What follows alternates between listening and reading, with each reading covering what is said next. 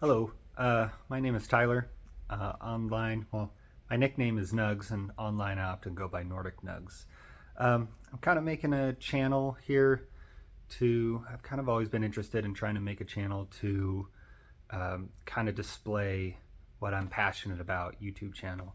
And I have a YouTube channel for like doing D&D and stuff, and I'm starting a channel for like music reviews because I'm really passionate about music, but also one thing I do a lot of is some like DIY and like creative stuff, painting, building things, and just a random stuff that I need to like be creative and make something for particular project I'm doing. So I figure since I do that a lot, I should probably try and make maybe try a YouTube video or YouTube channel about like all the creative things I do in my life, like DIY, like making stuff with your hands kind of things. So this is my first attempt at doing one of these videos. I've never done it before. So right now, the current project I'm doing is my boss wanted me to. Basically, I'm doing a commission art piece for my boss. It's see this piece of massive glass right here. Basically, the story is my boss had a friend named Bill that used to paint glass like this all the time, and he did it for friends. It was usually gifts and stuff. Well, there was he did a big piece like this for a designer's showroom as a black backsplash to their like showroom kitchen, and so that designer ended up retiring. We never knew what happened to that painting that he did, and Bill ended up passing away from cancer. And so my boss wanted me to, well, he wanted to have this art piece commissioned based off of a painting that Bill had already done. And he was talking to me about it, and I was like, I know a lot of artist people. I'll look around and see if anyone wants to do it. And sent me a picture of it, and the more I looked at it, the more I realized I probably could do it. So I ended up doing a few test pieces and showed it to him, and he was really impressed by it. And he was like, "Dude, yeah, I can't wait for you just to do this thing." And so it took me a little bit to get the supplies I needed to figure out what I wanted to use for it. And later on in this video, I'll show you those little sample pieces that I did and kind of the process I went with those. But anyways, I'm here now. I guess the first process to doing this was, well, I cleaned the back piece and then I gridded it off, as you can see, like that. And that's just going to help me be able to see the image more clearly. I have a picture I'm referencing, so this is not an original piece by me. So anyways, I did that. I masked off the back with paper so I don't get any overspray on the paper. And then I took a long time cleaning the face of this glass since I'm going to be painting it, just trying to make sure there's no smudges on it and anything. So the glass is probably the cleanest it's ever going to be. So the process is there's a little bit of brush work, there's a little bit of sponge work, and then there's a decent amount of airbrushing stuff. Anyways, I'm going to try filming some of this and seeing what comes from it. I don't know. Hopefully this video sees the light of day. We'll see what happens. So, okay, we'll get started. All right, so I've cleaned it and I've put these little plugs in these holes because it's got to be mounted to the wall, so it's got some holes in there. Now it's just time to start. Get the black, put it on the sponge and go. So I'm using this sponge right here. I got it off of Amazon, I think, but it's technically like, you can see how much space is in that sponge. It's technically like a makeup sponge that I use for one of my bands doing makeup and stuff like that. So yeah, I think I'm just gonna let this roll while I start doing it. Unfortunately, I can't really get a good angle that doesn't have this light in it, so just because I'm in a paint booth, you know. So anyways, yeah, let's get started. Dump some black. I'm just using this Craft Smart matte acrylic paint. Works pretty well for this purpose. So the scariest part of any project, especially when you're painting, is just starting. Putting down the first little bit. Okay, well, just start. Here we go. Step one, black.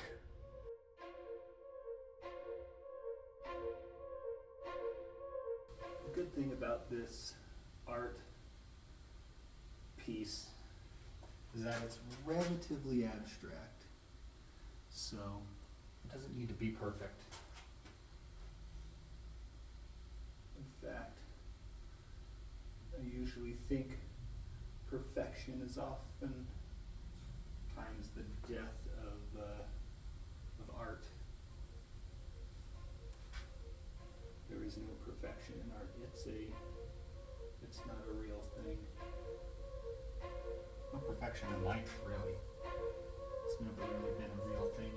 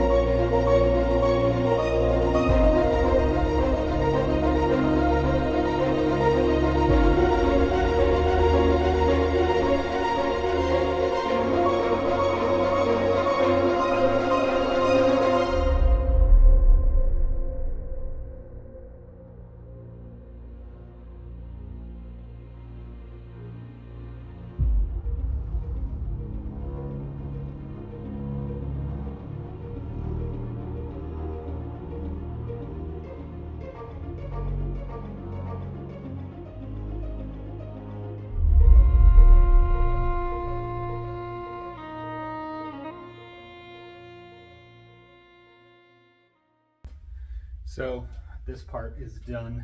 You kind of see that. I'm moving on now to some airbrush stuff. This is a Badger 105 Patriot. It's like their standard starter. And right now I'm using the standard needle size that comes with it. But I do have the larger needle size, and I probably will be using that at some point in time.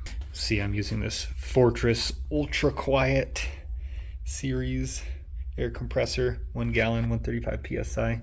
What I like is it has a auto adjustment knob on it, which is pretty good. It does pretty solidly for what I use it for. It does have like a constant leak though, so like if I let it compress up and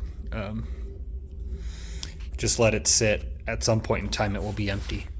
This part is kind of interesting because I'll be spraying some stuff like shading stuff, and then I'll actually be scraping it with one of these to kind of get like a hard line. And anyways, I'll let that play while I do this.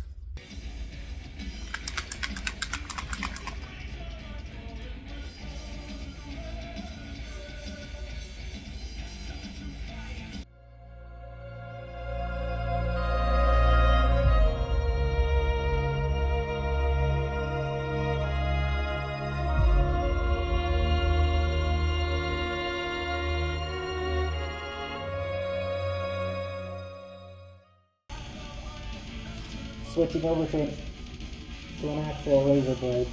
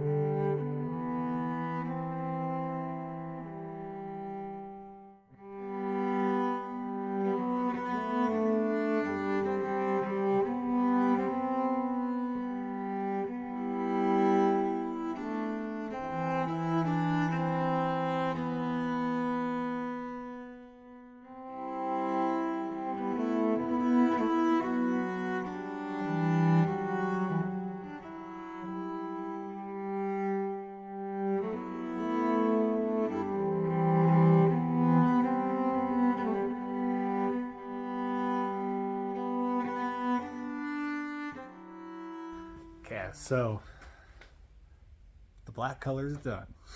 It took a lot longer than I thought it would, but that's the most detailed part of the whole process. So hopefully everything else won't take me nearly as long as that. I'm already going pretty far over what I thought this was going to take me, but yeah, just moving on to gray now, I guess. So gray is more of just a slight highlighting color in the whole thing. So heck yeah, bud, let's do it.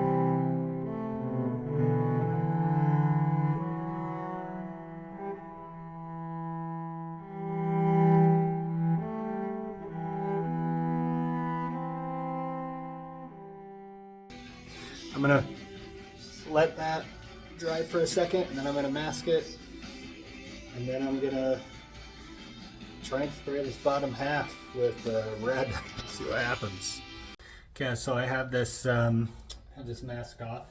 I scooted this forward so I can get down in that crease a little bit better. But anyways, I have some of this red mixed up. Using this Devilbus EGA 503. I don't think they make these anymore, but you can still get them like places. But it was really hard to find any information about this. But this is a spray gun we had here at the shop. I think it's technically for auto body painting, but I need something to get me a lot of coverage real quick, you know. So we're gonna try it out, see how it works. I figure I should try it on a piece of cardboard before I commit to it.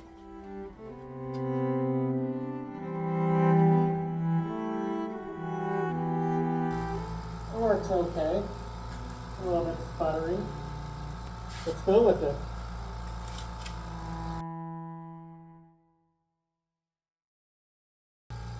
It's not awesome. I don't think I'm going to go with that anymore. It's just kind of shitty. Oh, it might be because I'm running out of air really quick.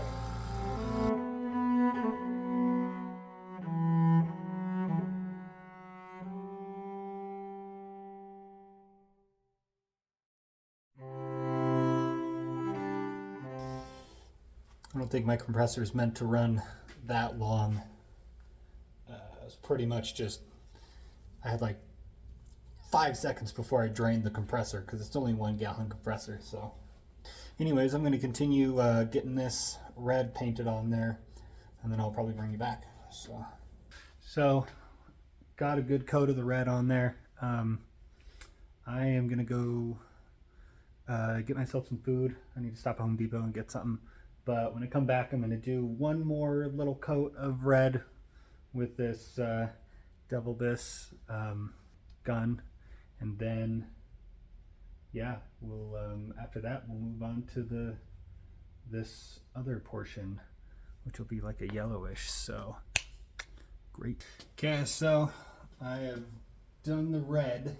I ended up doing another, went out, got dinner, did another coat of red. When I tried to do it, this thing wasn't working like at all, so I had to just take it completely apart and clean it. And now that I did that, it sprays like a dream. So the yellow is going to be hard because I have to, like, this is all mostly yellow, but it fades into a green and then also fades into a slight blue up at the top. I have no idea how I'm going to do that. I'm thinking that I can just get most of the yellow how I want it, and then once I get like the fade into emptiness good, I can just dump some of this out, add a little bit of green to it, and keep going with it without having to do too much. I should just get the green ready to go right now, maybe. But anyways, yeah, now this is spraying like a dream, and now that I say that, it's probably not going to work since I had to take it all apart and clean it again before I did the yellow, so we'll see what happens. I'm not sure what's going to happen with this, but we're going to find out. I'm going to get some green ready ready to rock before we go with this. Okay, so I have no idea how well this is going to go, but essentially I have my yellow And then when I get good with that, I'm just gonna dump out most of the yellow. In fact, try to dump out like pretty much all of it, and then dump in the green, and then just kind of like mix it and go, kind of just trying to get like a good fade. And then once I'm good to just put like the tiniest finishing touches of blue, I think I'm just gonna try and mix in some blue into the green. That way I don't have like too crazy of color changes going through this. But I mean, we're just gonna wing it. Go with it, see what happens. Put on the mask, put on some music, and go to town. If my nose wouldn't stop itching so bad. All right, here we go. Mask, music, maybe if it starts. Back scratches.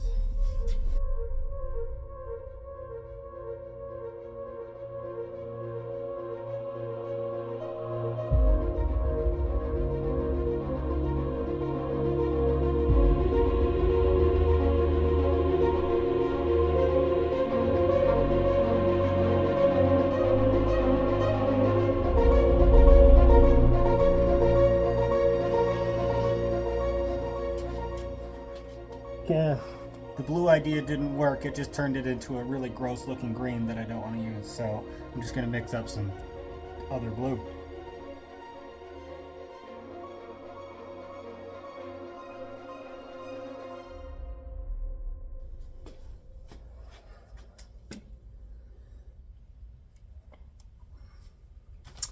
And I guess that's it. Yeah, I think that's it. I think that's all I'm doing. I'm just gonna let this dry, and then I'm gonna use this Varathane Ultimate Polyurethane Water-Based clear coat. You're not gonna see the back side of this, but I still want to put a clear coat on it just so it doesn't get scratched and nicked, because it's, even though it took a razor blade to scratch that little bit off, it is very easy just to take your fingernail and like scrape a little bit off. I've done it to the other test pieces I did. So yeah, I don't think I'm gonna, well, I'm certainly not gonna let you sit and watch paint dry.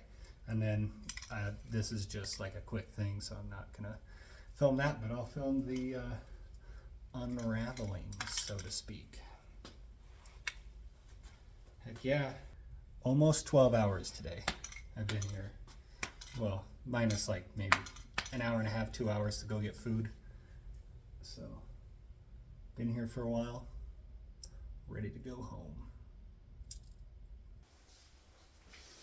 So really quick, I just wanted to get in here and say, I don't know what I'm doing. In fact, this is actually me after I've already finished the painting, but I just wanted to get in here and show you, this is the backsplash that it's all gonna be, that this painting is gonna be in when it's finished. And actually, this was one of the two kind of like mock-ups that I ended up doing. See that close up there. And actually, this I did almost completely with like craft store paint. And the reds and the yellow, green, and blue, all craft store paint that I managed to reduce and use through a airbrush. So, I mean, it's kind of crazy what you can do. It's just, I mean, airbrush is kind of expensive, $100 maybe for the, I think that Badger Patriot or whatever I have, it's like $100. So, yeah, it's kind of crazy what you could do. You can, I actually saw this little trick. Somebody said that you can reduce craft store paint with windshield wiper fluid, which is what I did on this, and it worked pretty dang well. Windshield wiper fluid just makes it so that it doesn't the acrylic paint doesn't dry out nearly as fast. The one issue with windshield wiper fluid is that craft store acrylic paint goes from non-toxic to very toxic, so you need to wear like a respirator with it. But it's pretty sweet. And I've actually used that windshield wiper fluid trick with like doing cosplays and stuff, like painting cosplay armor and stuff like that. The only thing you got to keep in mind when you're reducing craft store paint, they don't have the best pigments, so you want to run that through a filter. So, which is what I did with these. Well, I filtered the paint before I put it in the airbrush. But anyways, I just wanted to show you kind of the mock-up I did. Well, one of two mock-ups. This was the better mock-up I did of it. But just wanted to show that to you before I actually finished and let you see where it's actually going. So, toodles. Okay. Yeah, really nice.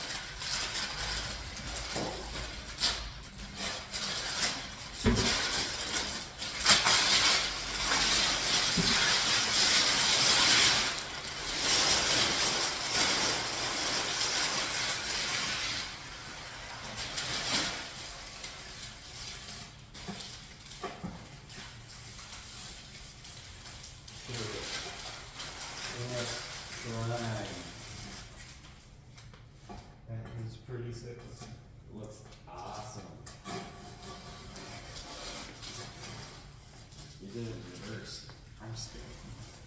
Well, technically I did do it in reverse. I know, I'm just messing with you. I had to paint it backwards, so it's weird to see it this way, actually. Oh, I'm sure.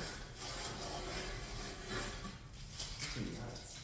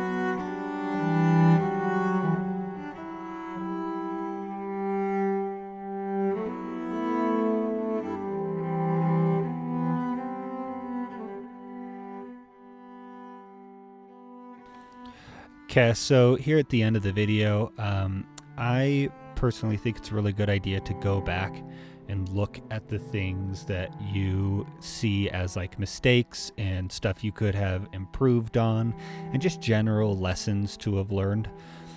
So I didn't get a chance to like film this, but I thought I took some pictures and I thought I'd just record it with my recording equipment.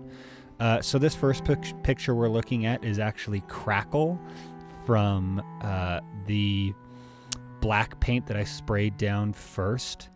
And I think this happened because I used two different paint products, even though technically they're both acrylic paints. I think this happened because this looked great when I sprayed it down first, and I'm sure it probably crackled when I sprayed the yellow and the yellow dried. So I think in the future, if I ever did this again, which I probably will do this again at some point, just making sure I use all of the same paint products. Because the one I used, the black I used for this is actually like a miniature primer, and it's not like an actual airbrush paint. So I think it also might have to do with the fact that the airbrush paint was reduced. I'm not exactly sure, but I just think in the future, just making sure I don't use two different paint brands would probably be the best option. Moving on to the next picture. This one's really minute, but you can kind of see how I scraped off of the darker Like you kind of see how I scraped this whole area, and then I just totally didn't clean up any of the scraping underneath it. Like I just totally forgot. So I was kind of annoyed with that one. This one you can kind of just see there's a little bit of overspray from the red. So I didn't really mask it off well enough. I was kind of just using my hand to hold down the paper when I probably should have tried in some way to like really mask it off. And then this one is so you can kind of see how there's this little like clear line through there. I think that's because the glass was like beveled on the corners of the ends, and I actually masked up to that, like all the way onto that bevel. So probably in the future, if I ever had to do glass this thick again, I would only mask off half of the thickness of the glass, and I would paint the other, like just have the paint spray over where it was, you know, so I wouldn't get that odd clear line. Anyways, so that is it for this video. Thank you so much for anyone who decided to watch. If you end up doing something like this, I hope you get some ideas from how I managed to do it, and I hope you get some, you know, take some tips and tricks away from this. And anyways, thank you so much for watching. I hope to see you at the next one, whenever that may be. Catch you later.